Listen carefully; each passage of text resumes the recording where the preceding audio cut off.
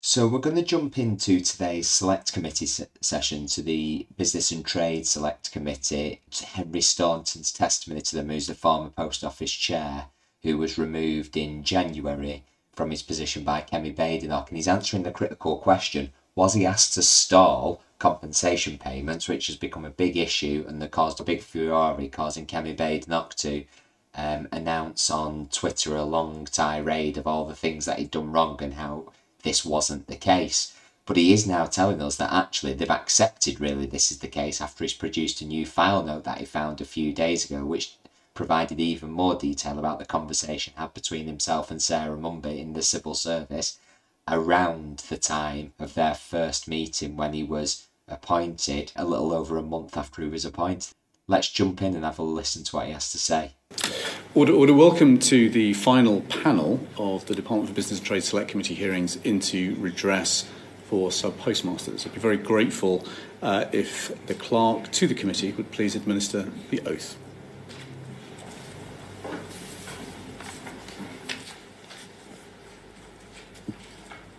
I swear by Almighty God that the evidence I shall give before this committee shall be the truth, the whole truth, and nothing but the truth, so help me God. Thank you. Thank you very much, Mr. Staunton. I'll come straight to the heart of the questions, which is, were you told by anybody serving in His Majesty's government that you should in any way, shape or form slow down or minimise payments or redress to subpostmasters?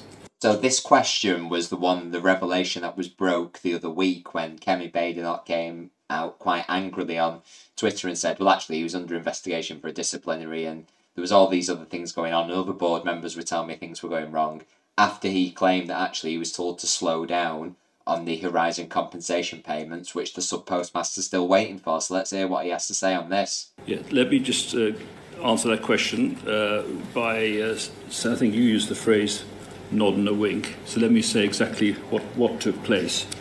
I met Miss Munby for an introductory meeting in January of last year.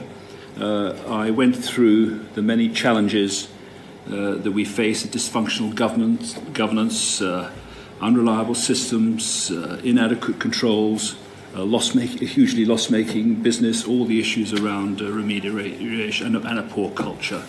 And I said this is a 3 to 5 year turnaround situation at the post office, and I had in mind it was probably the latter rather than the former. She said in response to that, this is no time for long-term planning. She said money is tight at the Treasury and you need to really understand that.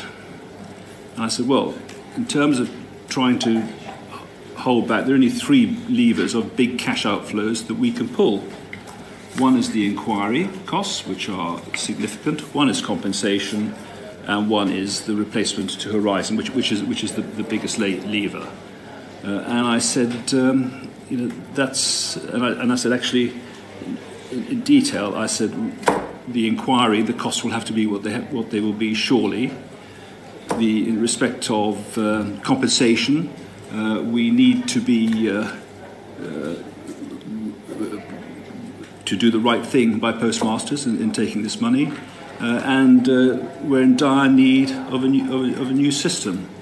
So, I mean, those 3 things that have been mentioned as the 3 biggest outgoings as far as Henry Staunton, the former chair of the Post Office, is concerned, all relate intricately to the Post Office scandal, including the sub-postmaster's compensation. Arguably, you can't decide not to participate with the statutory inquiry, so in a way that is what it is, because it would look bad if they didn't do that.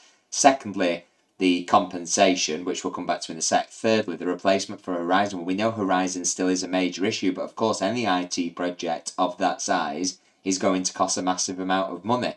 But, that would have always been the case regardless of the economic circumstances.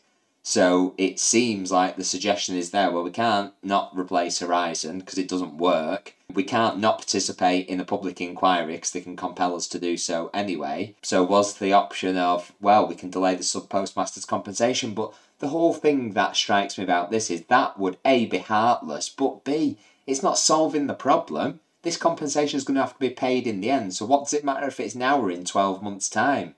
the sub-postmasters deserve to have the compensation immediately. And she said, again, repeated again, money is very tight. This is no time to rip off the Band-Aid. And I was left in no doubt that this was not a time to rip off the Band-Aid, and I'll have to look at those three levers. So, and I went back I sent the note. It was such an unusual conversation that I did a full note of it, actually putting in quotation marks what I was told. And so I went, and of course I was accused of being a liar until thankfully I found this note just a few days ago. And since then, I think the focus has changed from nobody said that to what did it mean, and I just explained what it meant. I went to see Nick Reed, and I said, "What do you make of this?" And he said, "They live in a different world." And he said to me, "What do you want me to do about this?" And I said, "Well, I think there's nothing we can do about the inquiry. The costs will be what they have to be. Although we should just look at the legal costs, they're clearly just out of control. We should do, on compensation, actually we should accelerate. This is just the morally right thing to do. We should accelerate on compensation. But of the biggest element, which was the Horizon system, I said, look, we've been put on notice. Money's very tight. There's no room for a begging bowl. There's no room for mistakes. We need to be absolutely sure on the spend. So I didn't say slow down to meet the Treasury. I just said we just need to be... I'd like to take a double take myself on what this is all about in terms of how we proceed, because there's no begging bowl. We've only got one chance of investing in the Horizon replacement system and getting it right. So that. And of course, we have seen what happens when you rush through an IT project and get it wrong. You get the post office scandal sometimes, and having any risk of that is certainly something we want to avoid. Whether money's tight or not, public money should always be spent appropriately and with caution, and delivering value for money for the taxpayer, which isn't necessarily the cheapest, but it's the highest quality at the lowest price point for the product or services that you require. So it seems like, obviously, it's possibly a bit easier for him to comment now that he's out of post after he got sacked by Kemi and Badenoch. But nevertheless, that does seem like a fairly pragmatic way of approaching things. And he has there brought in the moral question. Financially, it's a doozy of a time to spend any money on anything. But some things are too important. We don't shut down hospitals and schools because there's not a lot of money floating around. We have to find a way to make it work. Well, ditto with the sub-postmasters compensation, because we keep coming back to the fact that had the initial mistakes not been made and had all this, what has been called a cover-up, not happened, actually it wouldn't have cost anywhere near this. So surely if history's taught us anything, it's actually kicking this into the long grass is actually not only the worst thing you could do to the sub-postmasters, but the worst thing morally to do, the worst thing financially to do, because bills are still racking up, compensation's still racking up, Horizon's still making mistakes. There's more problems being created than are being solved at the moment, seemingly. That is the full story of what took place. So I think... Can I just be really so clear? So your nod and a wink phrase was I thought, well, that just about sums it up. So you came away from the meeting with Sarah Munby fairly clear that you had been asked to minimise cost, including the costs of compensation. Yeah, those are the three levers, of which compensation was about one.